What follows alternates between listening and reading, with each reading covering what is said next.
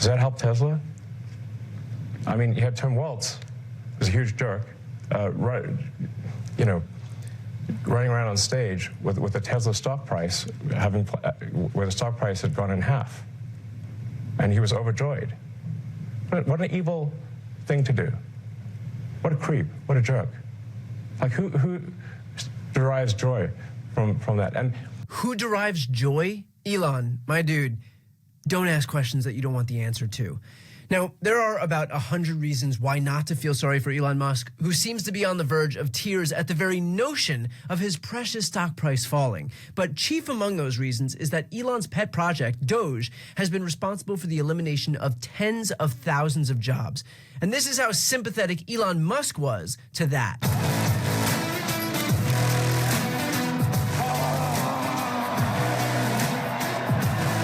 This is the chainsaw for bureaucracy. Chainsaw! Hello, everybody, and welcome back. Elon did not like that. He does not know how to deal with reality, and he's definitely a very unhappy man for being the richest man in the world. But see, Daddy Donald isn't around to help him and protect him, and he hasn't got that mass swarm of bodyguards walking around him and a small child with him to protect him from the realities of life that he keeps sticking his feet into. Yeah, if you ever get a chance to watch some of those clips, look at the bodyguards around Elon. He's paranoid to death right now. And the rumor has it that he's sleeping in the Eisenhower building next to the White House in random different rooms at night because he's afraid to go back home, honestly. I'm not sure where home is. He's got 13 kids and, I don't know, 5 or 6 different girlfriends that he's had all these kids with, but hey, I guess that's his personal life, but, he's not the CEO material for my company. The protests going on around the world are remarkable. It's Australia, Denmark, England, all of UK, here in the United States, all protesting on one weekend.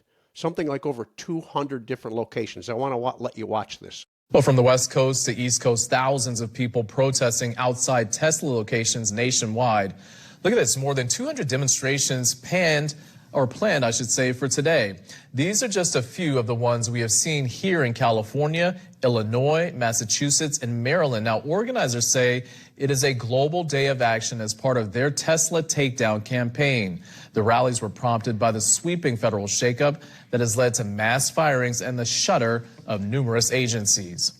The protests are also happening right here in San Diego. Hundreds of San Diegans took to the streets in front of Tesla Encinitas to show their frustration. Dozens of San Diegans voicing their frustrations against Elon Musk and the Trump administration. Other demonstrations were scheduled for UTC Westfield and Carlsbad as well. Of people staged protests at hundreds of Tesla dealerships across the country this weekend. That's right. They're demonstrating against the budget cuts Tesla founder Elon Musk is making with the Trump administration. KCAL News reporter Elise Martinez live at a Tesla dealership in Pasadena where one of those local protests was held. Good morning, Elise. Hey, good morning. Yes, crowds of people showed up to this small Tesla storefront yesterday. They're protesting Elon Musk and his downsizing of the federal government.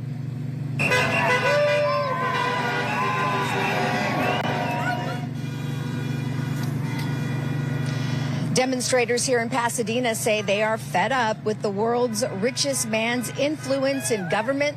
Musk was put in charge of the agency known as DOGE, which stands for the Department of Government Efficiency. Its stated goal is to reduce government spending, and so far, more than 121,000 workers have been fired from federal agencies. Many of Saturday's protesters say these cuts are just going too far. They're encouraging people to boycott Tesla, sell their Teslas, and to even dump their stock to further deepen the company's declining sales. We got to get rid of Musk and Trump. They're destroying our democracy. They're undermining our republic. They're turning their thumbs up at the judiciary. It's nothing short of a dictatorship and an authoritarian takeover. We all have to take a stand. Yeah, and Elon, it's not looking good. I don't think this is going to work out for you. You really should bail out while you still have a chance, while you still have a company left. Not that I wanted to pick on anyone's family, but, the acorn doesn't always fall far from the tree. In this particular case, it fell very close to the trunk of the tree. Elon's grandfather And as proof for this, if you look down in the description, I'm going to leave you a link to a documentary on Elon's family, starting with his grandfather during apartheid. But Elon's grandfather emigrated from Canada down to South Africa post-World War II. He had just been released from prison in Canada. He spent 2 years there as a Nazi sympathizer during the war. But Elon's grandfather arrived in time to help start and push and make the apartheid movement successful. There's a little clip here I want you to see from the documentary. This is Democracy Now!, democracynow.org. I'm Amy Goodman. We end today's show with part 2 of my recent interview with the reporter Chris McGreal, who was the Johannesburg correspondent for The Guardian during the last years of apartheid through 2002. He's been closely following the South African-born billionaire Elon Musk, who was born in 1971 in Johannesburg, South Africa, and raised under the country's racist apartheid laws. Some of McGreal's pieces include what does Elon Musk believe and how the roots of the PayPal mafia extend to apartheid South Africa. I began by asking Chris McGreal to discuss Musk's grandfather, Joshua Haldeman. We see Musk's grandfather, Joshua Haldeman. He immigrates to South Africa in 1950, and that's really when apartheid's just starting to kick in. The 1950s are when the first laws, South Africa had discriminatory laws before, but you see the specific apartheid laws, which are much more aggressive, and in many ways reminiscent of the Nazi Nuremberg laws against Jews in the 1930s. They have very similar echoes in stripping black people from the right to work in certain places, their movements, controlling them, confining them to areas. You already had a situation which is now, come to the fore because of recent events with Trump. But you mean with Elon Musk giving the Nazi salute? Yes, but also with the sanctions over land, is that the 1913 Land Act had already deprived most black people of land in South Africa anyway. At that point, the 7% or 10% as it was of the population that was white owned more than 85% of the land under the Land Act of 1913. Yeah, the history from the family goes back, and Elon's little Nazi salute there, which I'll play here for you in a second. His little Nazi salute kind of gave away the family history. You can't say that the acorn fell too far from the tree when he's replicating his own grandfather's actions. Elon was raised in the environment. Are you a product of your environment, or are you a product of your own success and your own way of pulling you up by your own bootstraps? Thank you for making it happen. Thank you.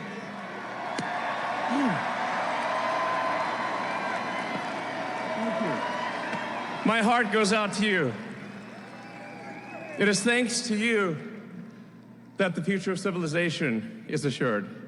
Not all of us come from perfect backgrounds and perfect environments, and we manage to find our way to many different places in the world that are rather successful compared to where we started. Elon had that opportunity and all the money. So Elon's issues don't stop there, really. We've seen the protests of his cars. We've seen the protests of Tesla. We've seen things about his family's history that harken back to the Nazi Germany and the support for such beliefs. And apparently there'd been a lot hidden in the personal family also. There's an issue here I'm gonna show you here between Elon and his trans daughter, Vivian. Yeah, Elon's gone on to say that his son is dead due to a woke mind virus. Wow. Talk about being non-progressive. And for all of those of you who think that Elon's such the genius mega company builder, there's some facts that maybe you should look at. First of all, Elon didn't start up or even invent Tesla. Tesla is invented by two young men. I'm going to run a B clip here for you. Tesla was actually invented and started in 2003 by two young men. And then Elon in 2004 bought in. He bought in as a financial investor and managed to muscle his way and oust one of the original owners and get him out and then take over and then run the propaganda that he was the face of the company. He's the one that invented it. He's the one that brought up all the technology. Although, if I can find it, I'm going to play it for you here. Bird in China, their electric vehicle, Tesla has a plant there also. Bird has surpassed him in technology a long time ago by what we call a third world country. China's not a third world country. They're very clever. But I go back to Elon. SpaceX, he was just a member of a group that started that. Elon, I've said it before, I'll say it again, is not a rocket scientist. He's a clever guy with some ideas and a lot of money. That's what he is. He thinks outside the box. But sometimes he thinks too far outside the box. But here's the B-roll on the people that were with it. It took 4 people to get SpaceX off the ground. And it was, granted, it was Elon's money up to a certain point, and then he got NASA to invest in the money. The U.S. government, via NASA, invested a ton of money in it also. Okay? But I'm not sure how far they've gone. He's lost several of his top, for lack of a better term on my part, his scientists, his rocket scientists. 3 or 4 of them have quit and gone to competitors, and he isn't telling us who they were or where they went, but they're leaving him. And apparently they're taking along some good ideas, because he's now, I believe he's getting ready to launch Starship for the 3rd time. He's blown up the first 2. I'm pretty sure he's going to blow up the 3rd one too, because, like I said, he's not the rocket scientist. He's the money guy. That's all he is. He'd like you to think he's the tech bro that leads Doge. He'd like you to think that he's the genius behind Tesla, that he's the genius behind SpaceX. He's the money guy. That's all he is. And if you stop and think about it, what is he to Trump? He's just the money guy. He's buying his way in. He's trying to buy his way into the Wisconsin Supreme Court issue this weekend too. But money only goes so far. Protests are forever, and people do not forget when you step on them. So I'm going to end tonight's podcast here with a little bit of a B-roll of Tesla's stock as of the close Friday. They're down almost 50% over the last, I believe it was a 6-month clip I'm showing you there. I want to remind you that this weekend, this coming weekend, I should say, April 5th, there are going to be protests nationwide. The biggest one, Washington, D.C., at the Washington Monument. They're expecting thousands, if not tens of thousands of people. Here in my upstate local area, the city of Rochester, New York is throwing a protest. April 5th, 2 to 4 p.m. at the Cobbs Hill Park. Again, these are all promoted by 5051, who promotes nonviolent, I'm going to repeat that, nonviolent protests and movements. We're not into burning his cars or anything else like that. That's for the fools. We're out here raising our voice, doing it legitimately, speaking to our politicians, and being seen every chance we get and heard every chance we get. With that, folks, I'm going to say thank you. It's a pleasure to be in your homes with you every night. Canada, thank you for this last week. It was monsters. Elbows up for the Canadians against the American tariffs. But I'm going to leave you there. Again, if you could, just give me the thumbs up on liking the video. It would help the algorithm. I'd surely appreciate it. But with that, I'm going to say thank you and good night.